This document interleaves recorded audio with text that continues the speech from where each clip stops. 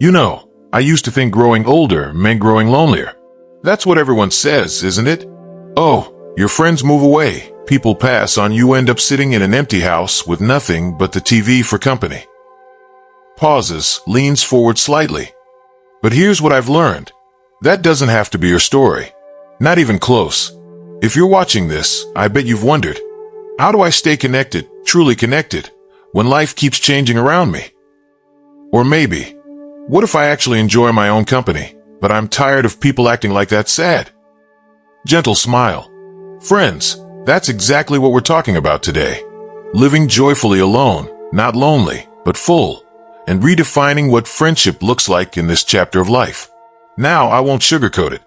Losing touch with old friends, or feeling like the world's moving faster than you'd like, that's real. But here's the good news. This stage of life, it's ripe for reinvention.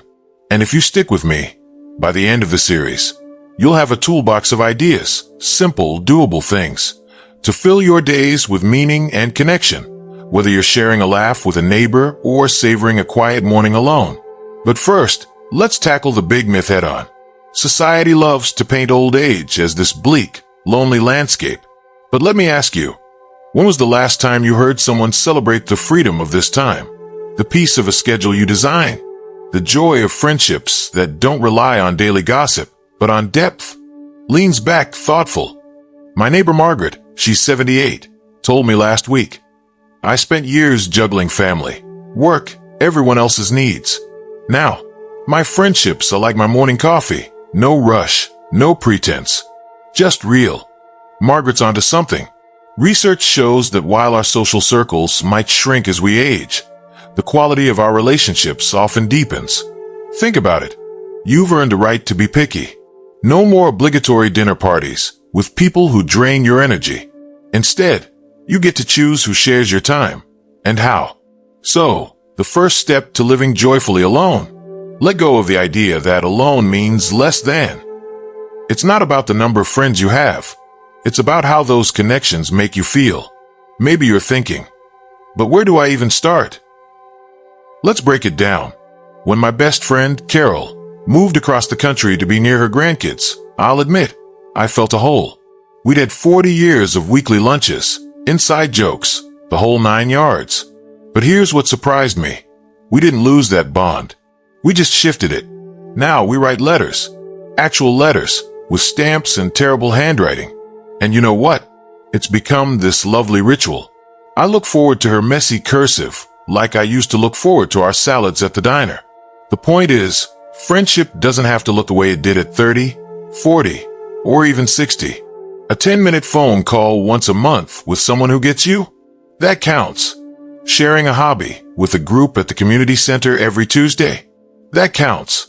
Even exchanging smiles with the same cashier at the grocery store every week? Oh, that counts too. Let's get personal for a second. When's the last time you took yourself on a friend date? I'm serious. We spend so much time worrying about others' company. We forget to enjoy our own.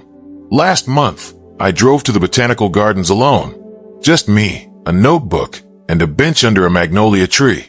And let me tell you, it was glorious. No rushing, no compromises. Just peace. Solitude isn't loneliness. It's a chance to reconnect with what you love, whether that's painting, puttering in the garage, or finally reading all those books piled by your chair. The more you cultivate that relationship with yourself, the more you'll radiate a kind of contentment that naturally draws others in.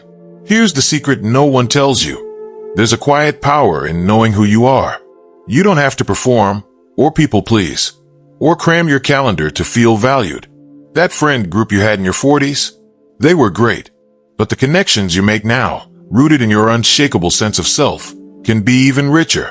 And if you're sitting there thinking, but what if I've always been shy? Or what if I'm not sure who I am anymore? Don't worry, we'll get to that. Next time, we'll talk about the unexpected places you'll find your people. Yes, even if you're not the joiner type. And how to build a community that fits your rhythm. In the meantime, try this. Tomorrow, do one small thing just for you. A walk around the block, a long-forgotten hobby, even a silly dance in your living room. And notice how it feels to be your own best company. So how did it go? Did you try that friend date with yourself? I hope you did, even if it felt a little strange at first. Maybe you rediscovered an old hobby, or just savored a quiet moment without someone needing something from you. That's the thing about this journey. It starts with you. But today, let's talk about the other piece of the puzzle, the people around us. Now, I know what some of you might be thinking. I'm not the joiner type. Or, what if I try to connect and it falls flat? Believe me, I've been there. But here's the truth. Building community in this chapter isn't about becoming someone you're not. It's about finding your people, the ones who make you feel seen, heard, and valued, exactly as you are. Let's start with the most surprising lesson I've learned. Friendship doesn't always knock on your front door. Sometimes it's hiding in plain sight. Take my friend Henry. After his wife passed, he swore he'd never set foot in another social club. Too many memories, he said. But one day, he started noticing the same man sitting on a bench near his mailbox, rain or shine. Turns out, the man was feeding squirrels every morning. Henry, being Henry, struck up a conversation. Fast forward 6 months, and those two are now the Squirrel Whisperers. They even built a little feeding station together. Henry's story reminds me, connection doesn't have to mean big groups or loud gatherings. It can be one person who shares your curiosity about something silly, like squirrels or crossword puzzles. So keep your eyes open. That friendly face at the library, the neighbor who always waves from their porch, those micro moments add up. And if you're thinking, but I don't even know where to look, start with what you already love. Love gardening? Visit a nursery and strike up a chat about soil. Adore mystery novels? Leave a note at the library's book exchange. The key is to anchor interactions in your interests. It takes the pressure off. You don't need a crowd. Just one meaningful connection can change your day. Here's the thing. We're not chasing numbers here. This isn't a popularity contest from high school. In fact, studies show that even one strong connection can boost your mood, your health, and your sense of belonging. So, if you're someone who prefers depth over small talk, you're already ahead of the game. When my grandson told me he slid into someone's DMs to make a friend, I nearly spit out my tea. But you know what? He's onto something. You don't need a big gesture, just a tiny, genuine effort. Maybe it's sending a text to an old coworker. Saw this sunset and thought of our fishing trips. Or complimenting someone's hat at the pharmacy. Even a quick, "That's a beautiful hydrangea, any tips?" to a gardener down the street. These little moments, they're like planting seeds. Some will bloom, others won't. But you only need a few to grow. And if face-to-face feels intimidating, try side-by-side instead. Join a walking group where the focus is on movement, not conversation. Volunteer at a food pantry. You'll bond naturally while sorting cans. Even online communities count. I've got a friend in a virtual quilting group who's never met her stitching sisters in person. But they've celebrated grandkids, grieved losses, and shared patterns for 10 years.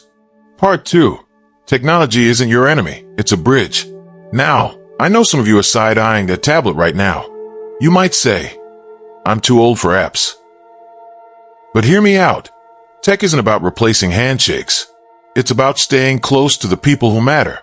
My cousin Ruth lives 3 states away, but every Sunday we play Scrabble online. She still cheats, by the way, claims chi is a word. But those 30 minutes of laughing and trash talking, they keep us connected. And when my arthritis acts up, I can't always meet friends for lunch, but a Zoom coffee date, that I can do in my pajamas. Start small. Ask a grandkid to teach you how to send voice texts.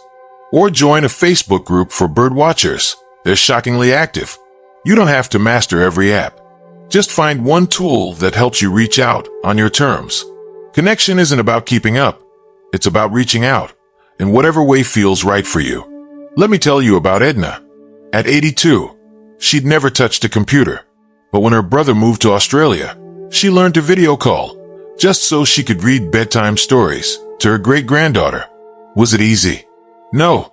Did she accidentally mute herself 100 times? Absolutely. But now, she's the family's unofficial tech guru. Moral of the story: you're never too old to try something new or to surprise yourself.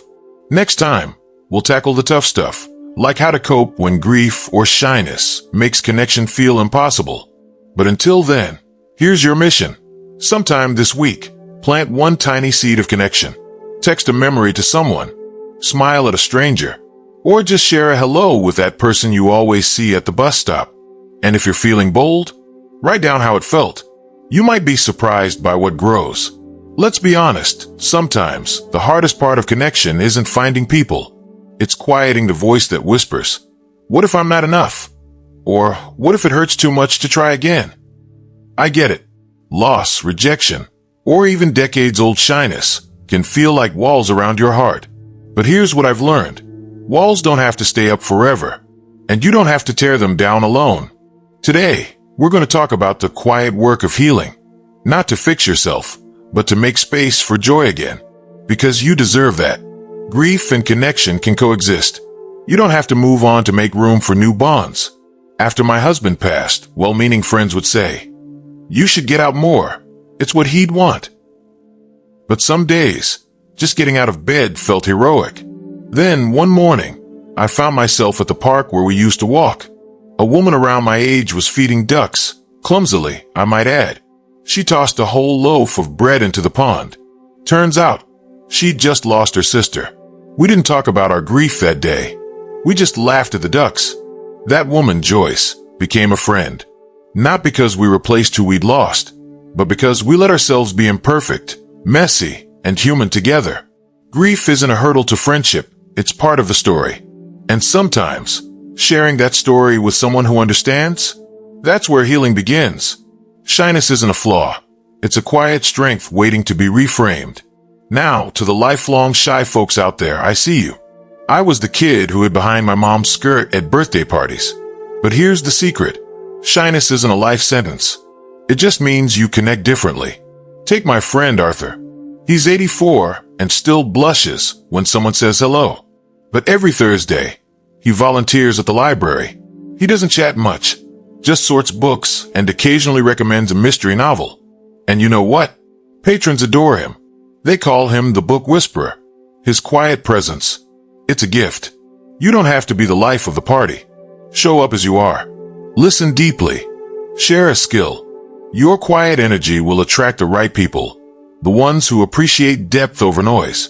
Healing isn't about erasing the past. It's about making peace with the present. A dear viewer wrote to me last week. "I'm tired of being told to stay busy to avoid sadness. Sometimes I just want to sit with my memories." Friend, I say sit. Breathe. Honor those feelings.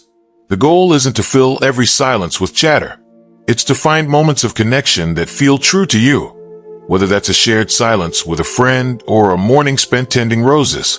Now, let's talk about the most powerful tool you have, patience. Building trust takes time, and that's okay. When my granddaughter started dating, she'd groan. "Grandma, why can't relationships be instant, like microwave popcorn?" Oh, if only. But here's the truth. Meaningful connections simmer, they don't pop. It's okay to take baby steps. Invite someone for a 15-minute coffee, not a 3-hour lunch. Join a group once a month instead of weekly. And if someone doesn't reciprocate, that's not a reflection of your worth. It just means they weren't your people. Keep going. Every hello, every shared smile, it all matters. Even the ones that don't stick. Let me tell you about Lila. She wrote me last year, heartbroken after a new friend moved away. "What's the point?" she asked. But then, she kept attending her knitting circle. Slowly, she realized, those brief months of friendship had reminded her how to laugh, how to trust, and that courage. It led her to reconnect with a cousin she'd lost touch with for decades. Losses hurt, but every risk you take, every tiny act of bravery, leaves a mark on your heart.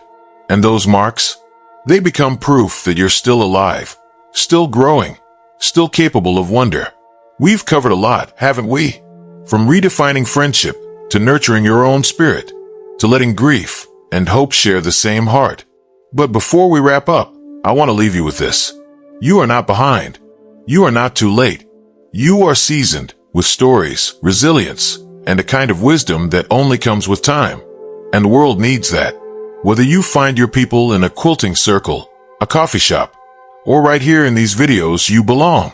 Living joyfully alone isn't about having a packed calendar or 1,000 friends. It's about knowing, deep in your bones, that you are enough, that your presence matters, that a life well lived can be both quiet and vibrant, solitary and deeply connected. So take your time. Be gentle with yourself. And remember, every small step you take toward connection is a victory. However it looks, however it feels, however long it takes. Thank you for being here. Truly. And if you found even one nugget of hope in these chats, why not share it? Drop a comment below. Tell us your story, or just say hello. We're all in this together. You're never too seasoned to grow new roots.